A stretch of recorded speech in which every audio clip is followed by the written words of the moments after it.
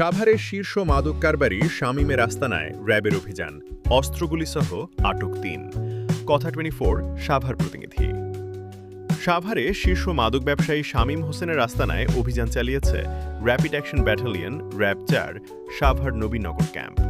রোববার সন্ধ্যায় সাভার পৌর এলাকার রাদাসুন মহল্লায় শামীমের গ্যারেজে এ অভিযান পরিচালনা করা হয়। এ সময় একটি বিদেশি পিস্তল, ৩টি ম্যাগাজিন ও ২১ রাউন্ড গুলিসহ ৩ সন্ত্রাসীকে আটক করে র্যাব। আটকরা হল সুমন, জাহিদ ও সবুজ।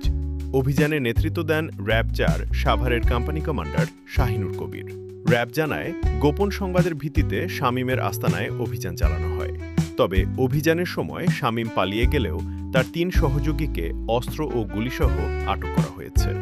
র্যাব আরও জানায়, শীর্ষ এই মাদক কারবারি শামীম হোসেনকে গ্রেফতারে অভিযান অব্যাহত রয়েছে।